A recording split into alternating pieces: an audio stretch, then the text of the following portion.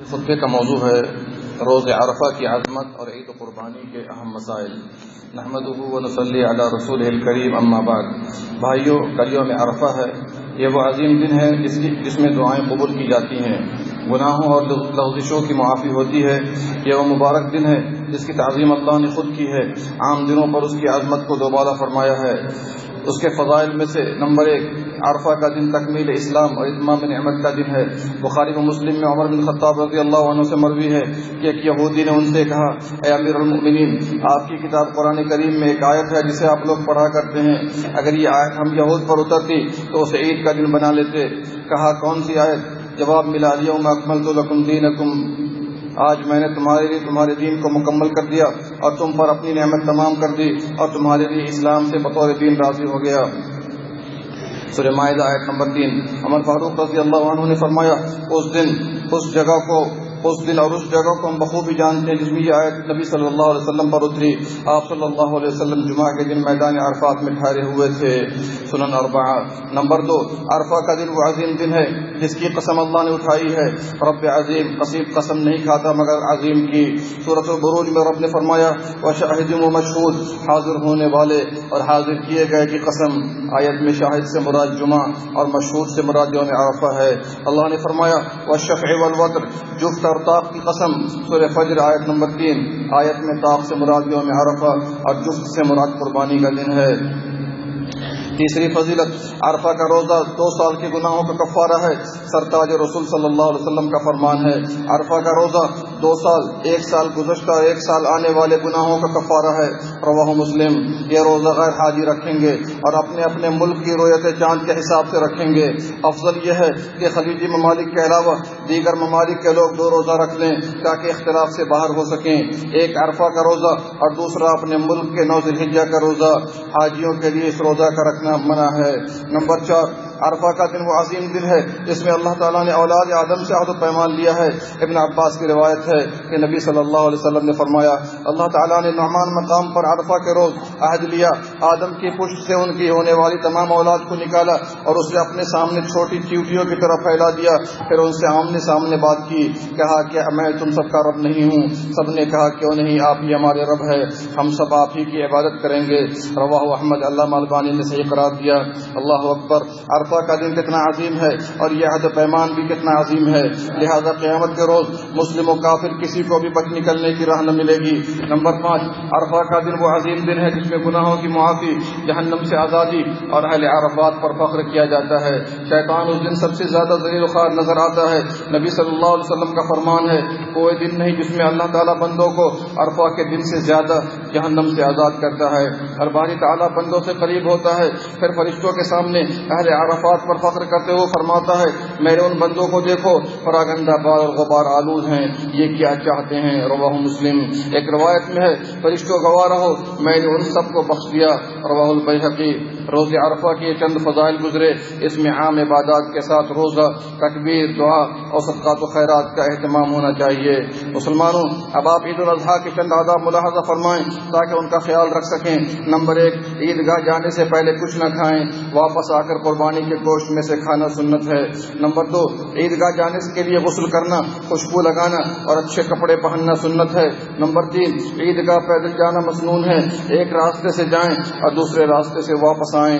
Number 4، ذی الحجہ کی پہلی تاریخ سے 13 کی مغرب تک ہر وقت اور ہر جگہ تکبیر کہتے رہیں، لیکن 9 ذی الحجہ کی صبح کی نماز کے بعد سے 13 تاریخ کی عصر کے بعد تک ہر نماز کے بعد تکبیر مقید کہیں، اللہ اکبر لا الہ الا اللہ واللہ اکبر وللہ الحمد۔ نمبر 5، عید کے روز مسلم بھائیوں سے ملاقات کر کے مبارکبادی پیش کریں۔ بھائیوں، عید الاضحیٰ سال کا سب سے افضل دن اور اس میں قربانی سے بہتر کوئی عمل نہیں۔ بعض لوگوں کی یہ سوچ کہ قربانی سے بہتر ہے کہ کسی غریب کو پیسے دے دیں، صحیح نہیں، غریب کو دیا جائے لیکن قربانی بھی کی جائے، ورنہ قربانی جیسی سنت ناپید ہو جائے گی۔ مسلمانوں، قربانی ابراہیم علیہ السلام کی عظیم عظیم سنت ہے. اللہ تعالیٰ نے اس سنت کو ان کے بعد آنے والے لوگوں میں ہمیشہ کے لیے جاری فرما دیا. رسول اکرم صلی اللہ علیہ وسلم نے اس کا بڑا اہتمام اور اس پر مداومت فرمائی. آپ صلی اللہ علیہ وسلم کا شدید اہتمام اس عمل سے بھی واضح ہوتا ہے کہ حجۃ الوداع کے موقع پر آپ صلی اللہ علیہ وسلم نے حج کی قربانی کے 100 اونٹ ذبح کرنے کے ساتھ عید الاضحیٰ کی بھی قربانی کی. اپنی طرف سے ایک بکری اور ازواج مطہرات رضی اللہ عنہن کی طرف سے ایک گائے ذبح فرمایا. رواہ البخاری. حدیث سے واضح ہوا کہ گائے کا گوشت حلال اور اس کی قربانی بلا شبہ جائز ثابت ہے. یہ بھی واضح رہے کہ ایک بکری یا بکرا پورے اہل خانہ ان کی تعداد جتنی بھی ہو، خواہ وہ زندہ ہو یا مردہ، کی طرف سے کافی ہے. جیسا کہ نبی صلی اللہ علیہ وسلم نے ایک میڈھا ذبح کیا اور فرمایا کہ یہ میری طرف سے ہے اور میری آل و اولاد کی طرف سے ہے. رواہ مسلم. امام حاکم و بیہقی نے عبداللہ ابن ہشام سے روایت کی، انہوں نے کہا نبی اکرم صلی اللہ علیہ وسلم اپنے گھر کے سارے افراد کی طرف سے ایک بکری قربانی کیا کرتے تھے. یہ بھی واضح رہے کہ گائے کے 7 حصوں میں سے ایک حصہ بکری کے قائم مقام ہے، جو کہ پورے اہل خانہ کی طرف سے کافی ہے. میت کی طرف سے قربانی کرنے کی افضل شکل یہ ہے کہ زندوں کے ساتھ ان کو شامل کیا جائے، جیسا کہ نبی رحمت صلی اللہ علیہ وسلم کا طریقہ گزرا. دوسری صورت یہ ہے کہ اگر میت وصیت کر جائے تو اس وصیت کا نفاذ ضروری ہے. تیسری صورت مستقل طور پر میت کی طرف سے قربانی کرنا، جیسے یہ کہ بکرا فوت شدہ والد کی طرف سے، تو دلائل کی روشنی میں ایسا کرنا نبی اکرم صلی اللہ علیہ وسلم اور صحابہ کرام سے ثابت نہیں، لہذا پرہیز ضروری ہے. افضل یہ ہے کہ زندوں کے ساتھ مردوں کو بھی شامل کیا جائے. نبی صلی اللہ علیہ وسلم کی طرف سے قربانی کرنے کی کوئی ثابت دلیل موجود نہیں. علاوہ ازیں ہم جو بھی عمل کریں گے نبی اکرم کو اس کا اجر ملے گا، ہم نیت کریں یا نہیں، کیونکہ انہوں نے ہماری رہنمائی کی ہے. دوستو، اللہ نے قربانی 2 ہجری میں مشروع فرمایا. اسے مشروع کرنے میں بڑی حکمتیں پنہاں ہیں. ان میں سے اعلان توحید ہے، کیونکہ قربانی اور تمام عبادتیں اللہ کے لیے خاص ہیں. بندہ قربانی کے ذریعے اللہ کا تقرب حاصل کرتا ہے. ابراہیم علیہ السلام کا اپنے لخت جگر اسماعیل علیہ السلام کو ذبح کرنے کے واسطے لے جانا سورۃ استجابت پر واضح دلیل ہے، جو کہ ہر مومن کا شیوہ ہونا چاہیے. قربانی بندے کو قربانی پر اکساتی ہے کہ ہر مسلمان جان، مال، اولاد اور عزت اللہ کی راہ میں قربان کرنے کو تیار رہے. قربانی اتباع سنت پر اکساتی ہے، اس لیے کہ ہر مسلمان قربانی کے جانور میں ان شرائط و آداب کو بروئے کار لاتا ہے جس کا حکم سنت نے دیا ہے، ورنہ بصورت دیگر ایسی قربانی کا اعتبار نہیں. قربانی اللہ اور اس کے رسول صلی اللہ علیہ وسلم کے ساتھ سچی محبت کی واضح دلیل ہے. اگر ایسی بات نہ ہو تو قربانی لغو ٹھہرے گی. قربانی کے ذریعے بندہ اہل و عیال اور فقراء و مساکین پر وسعت اور دریا دلی کا ثبوت پیش کرتا ہے.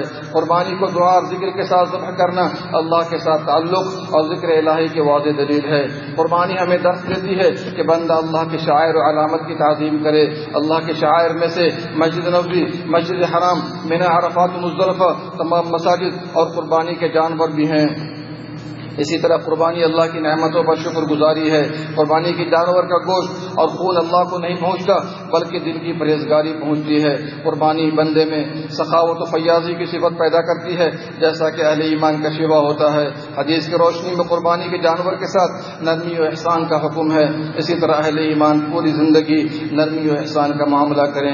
اب آپ قربانی کرنے والے اور قربانی کے جانور کی شرط ملاحظہ فرمائیں. قربانی کرنے والا مومن و متقی ہو، نماز و قرآن کا پابند ہونا چاہیے، اخلاص و احسان کا پیکر ہو اور اللہ سے سچی محبت کرنے والا ہو. جانور میں بھی کئی شرائط پائی جانی چاہیے. پہلی شرط، جانور مویشی کو پائے ہوں اور وہ بھیڑ، بکری، اونٹ اور گائے، ماء مذکر و مؤنث، یہ 8 طرح کے جانور ہوئے، جیسا کہ اس کا تذکرہ قرآن میں سورہ انعام کے اندر بھی موجود ہے. بھینس کی قربانی سے پرہیز بہتر ہے. قرآن و سنت اور سلف صالحین سے ثابت نہیں، اور بھینس کا قیاس گائے پر درست نہیں، اس لیے کہ عبادات توقیفی ہیں، اس میں قیاس جاری نہیں ہوتا، خواہ بعض علماء نے اسے جائز قرار دیا ہے. دوسری شرط، اونٹ، گائے اور بکری ماء مذکر و مؤنث دتا ہوا ہونا چاہیے. بھیڑ میں دتا ہوا ہونا شرط نہیں. نبی صلی اللہ علیہ وسلم نے فرمایا، دتا جانور کے علاوہ کسی اور جانور کی قربانی نہ کرو. اگر تمہارے اوپر گرا گزرے تو 2 دانت سے کم عمر کا بھیڑ ذبح کر لو. رواہ مسلم. تیسری شرط، جانور ہر عیب سے پاک ہو. 4 عیوب ایسے ہیں جن کی قربانی درست نہیں. نمبر 1، وہ جانور جس کا کانا پن ہونا واضح ہو. نمبر 2، وہ بیمار جس کی بیماری واضح ہو. نمبر 3، لنگڑا جس کا لنگڑا پن ہونا نمایاں ہو. چوتھا، ایسا بوڑھا جس کی ہڈیوں میں گودا نہ ہو. رواہ ابو داؤد. اس میں مزید عیوب شامل ہیں. بالکل اندھا جانور، وہ جانور جس کے ایک ہاتھ یا پاؤں کٹے ہوں. وہ مؤنث جانور جو ولادت کی پریشانی میں ہو یہاں تک کہ پریشانی ٹل جائے. کسی جانور کو اونچائی سے گرا دیا گیا ہو یہاں تک کہ پریشانی دور ہو جائے وغیرہ، ان عیوب والے جانور کی قربانی درست نہیں۔ افضل یہ ہے کہ جانور موٹا فربا ہو، دیکھنے میں بھلا لگے اور عیب سے پاک ہو۔ چوتھی شرط ذبح قربانی کے وقت اور اس کے ایام میں کیا جائے۔ وقت سے مراد نماز عید الاضحیٰ کے بعد ہو، اگر کہیں نماز نہ ہوتی ہو تو اتنا انداز کر کے تاخیر کی جائے، پھر قربانی کی جائے۔ علماء کے صحیح قول کے مطابق قربانی کے 4 دن ہیں، یوم النحر یعنی 10 ذی الحجہ، اور ایام تشریق 11، 12، 13، یعنی پورے 4 دن قربانی کے ہوئے، 10، 11، 12 اور 13 ذی الحجہ کے سورج غروب ہونے تک۔ اس کی دلیل یاد رکھیں، نبی صلی اللہ علیہ وسلم نے فرمایا ایام تشریق سارے کے سارے ذبح کے دن ہیں، اور ایام تشریق 11، 12، 13 کو کہا جاتا ہے۔ رواه احمد والطبرانی وابن حبان۔ علامہ البانی نے سلسلہ صحیحہ میں صحیح قرار دیا ہے۔ افضل یہ ہے کہ 10 ذی الحجہ کو قربانی کی جائے، پھر 11 کو، پھر 12 کو اور اخیر میں 13 کو۔ جانور خصی و غیر خصی اور حاملہ سب کی قربانی کر سکتے ہیں۔ امام ابو یعلا نے جابر بن عبداللہ رضی اللہ عنہ سے روایت کی ہے کہ نبی صلی اللہ علیہ وسلم کے پاس 2 سینگ والے چتکبرے بڑے بڑے خصی شدہ میڑے لائے گئے، آپ نے اسے ذبح کیا۔ 5ویں شرط ذبح کرنے والا اس جانور کا مالک ہو، جانور غصب یا چوری کیا ہوا یا رہن والا نہ ہو۔ یہ 5 شرطیں ہیں، جس میں ایک شرط بھی محفوظ ہوئی تو قربانی کا اعتبار نہیں۔ جانور خریدنے کے بعد خود بخود کوئی عیب لاحق ہو جائے تو کوئی حرج نہیں، قربانی درست ہے، لیکن اگر اس میں انسان کا دخل ہے تو دوسرا جانور خرید کر قربانی کرے۔ جانور میں سے کوئی حصہ فروخت کر کے فائدہ اٹھانا جائز نہیں۔ اونٹ ذبح کرنے میں سنت یہ ہے کہ بایاں پاؤں بندھا ہو اور 3 پاؤں پر کھڑا ہو، اس کے علاوہ باقی جانوروں کو زمین پر لٹا کر قبلہ رخ کر کے ذبح کریں۔ ذبح کرنے کا آلہ چاقو وغیرہ تیز ہو، رواہ مسلم۔ اور قربانی کرنے کی مشہور دعا بحوالہ ابو یعلا بسند حسن ثابت ہے، پڑھ لیں، انی وجہت وجہی للذی فطر السماوات والارض حنیفا وما انا من المشرکین ان صلاتی ونسکی ومحیایا ومماتی للہ رب العالمین لا شریک له وبذلک امرت وانا اول المسلمین۔ پھر اللہم ھذا منک ولک، پھر بسم اللہ واللہ اکبر کہہ کر ذبح کریں۔ یہ بھی کہیں اے اللہ مجھ سے قبول فرما۔ ذبح کرنے کے بعد اگر اس کے پیٹ سے بچہ نکل آئے، اگر مرا ہوا ہو تو اسے ذبح کرنے کی حاجت نہیں، اس کا کھانا حلال ہے، کیونکہ اس کی ماں کو ذبح کرنا اسے ذبح کرنا ہے۔ اگر دل نہ چاہے یہ الگ سی بات ہے۔ رواہ احمد و ابو داؤد۔ عورت ذبح کر سکتی ہے، جیسا کہ کعب بن مالک رضی اللہ عنہ کی بازی نے بکری کو ذبح کیا تھا، رواہ البخاری۔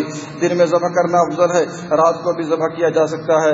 قربانی کے گوشت کے متعلق پسندیدہ ہے کہ اسے 3 حصے لگائیں، ایک حصہ اپنے لیے، ایک حصہ زائرین و مہمان کے لیے اور ایک حصہ فقراء و مساکین کے لیے۔ لیکن اگر فیملی بڑی ہو تو زیادہ تر کھایا بھی جا سکتا ہے، جیسا کہ بکثرت فقراء اور مساکین کے آنے پر زیادہ تقسیم کر دینا بھی منع نہیں۔ قصاب کو اس گوشت میں سے بطور اجرت کچھ بھی دینا جائز نہیں، اسے پیسے دیں، ہاں اگر غریب و محتاج ہو تو کچھ دے دینے میں کوئی حرج نہیں، رواہ البخاری۔ قربانی کے کھال کو فروخت کر کے فقراء و مساکین پر صدقہ کر دینا چاہیے، دفن کرنے سے پرہیز کریں۔